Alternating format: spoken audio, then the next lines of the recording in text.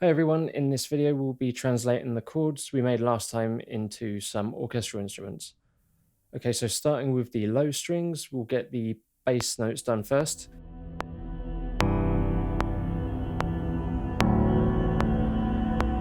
I'm just going to turn the piano down a little bit so we can hear the basses a bit better.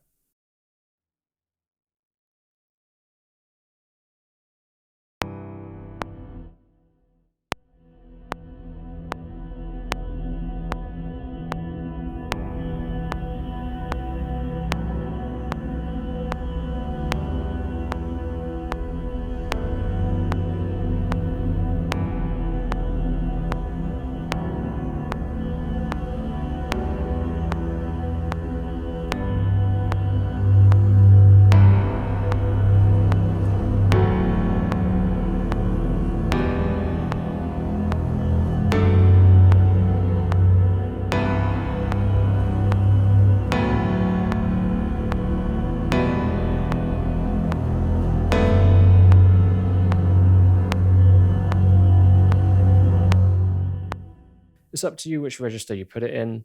I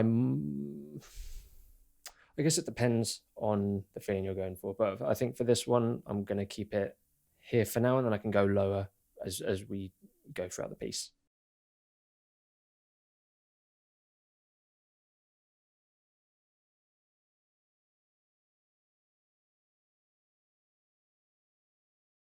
Actually, let's turn these down because the velocity affects the legato transition as well in this library, so I just want to keep it all one velocity.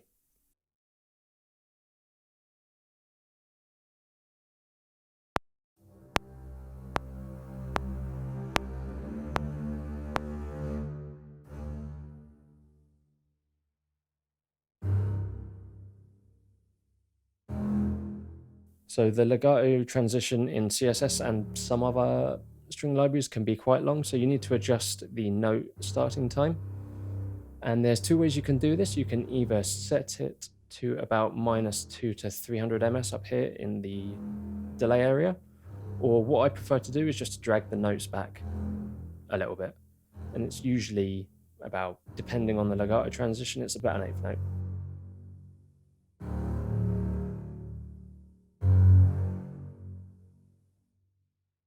Cool, now let's draw over this modulation data bit to make it a bit smoother.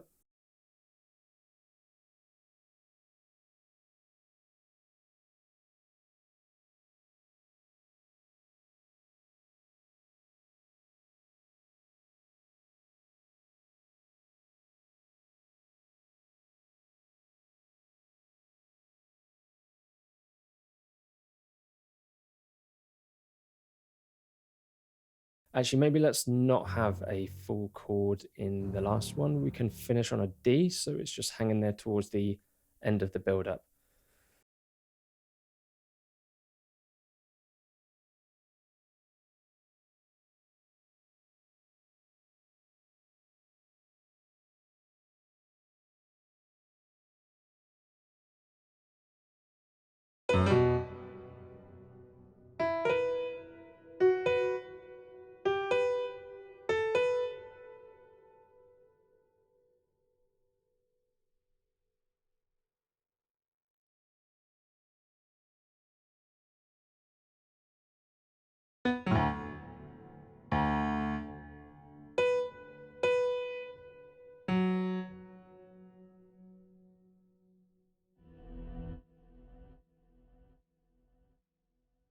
And now we can just copy and paste the basses data into the cello and symphobia low strings patches. And then we can just make a few adjustments for personal preference.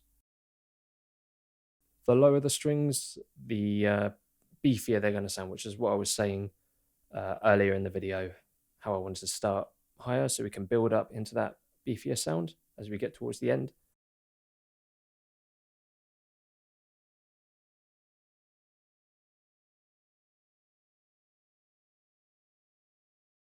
Right, now we're going to add that last bit of the chord into the violas.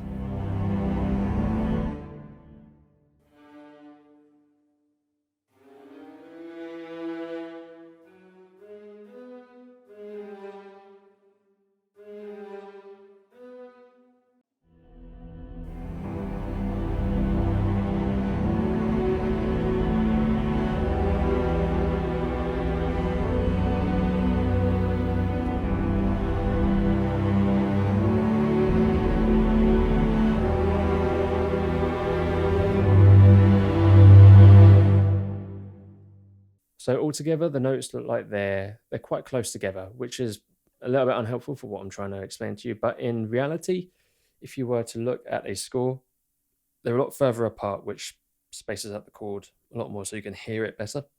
So each of the strings currently playing are low enough in their registers to get that bigger sound, but they're also spread apart far enough, sorry, to be able to make out each part of the chord. Maybe we could try making this a seventh instead of a straight chord, just makes it a bit more interesting. Cool, yeah, I like that. Now we can finish off the viola part and start thinking about fleshing out the chords more with violins 1 and 2.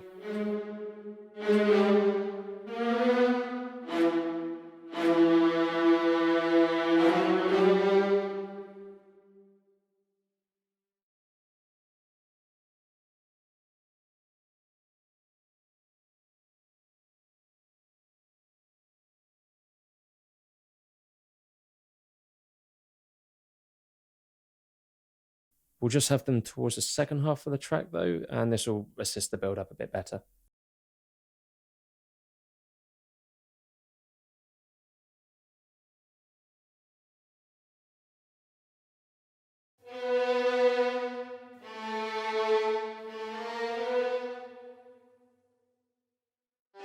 So all I'm doing here is just picking out different notes in the chord and leading with the first violins. And at times I might experiment with different notes too.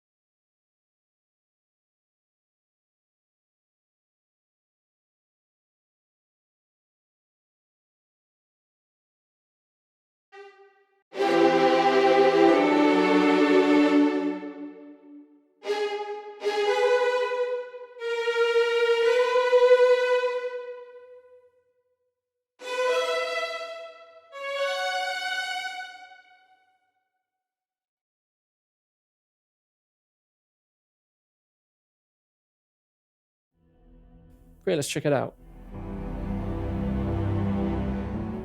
Wait, no, let's not.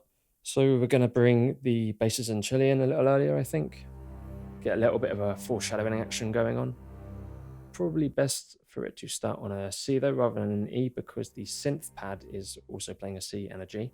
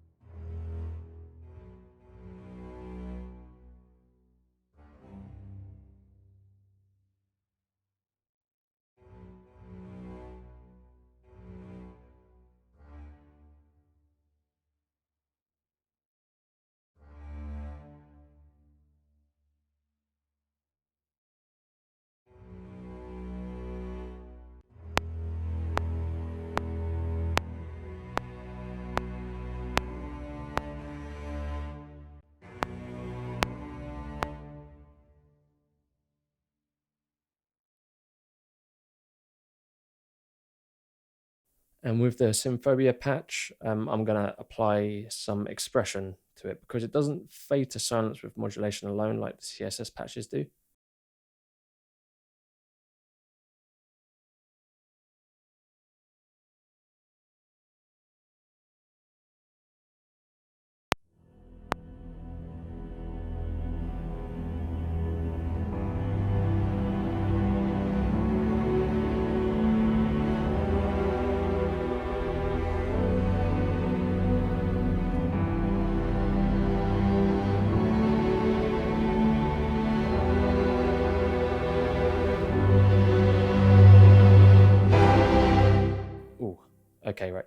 So I might save the harsh attacks for the lower strings.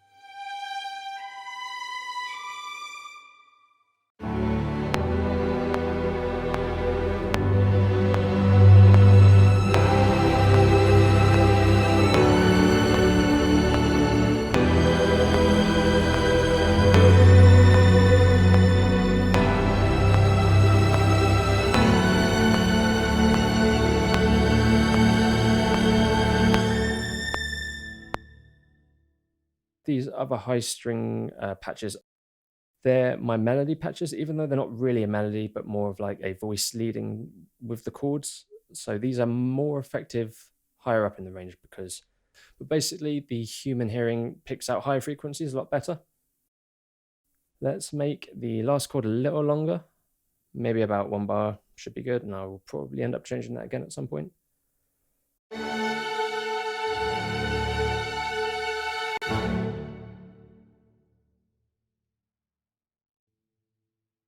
And similarly to what we did with the low strings at the start, let's have them doing some foreshadowing again by starting on the D chord and then joining in for the next section.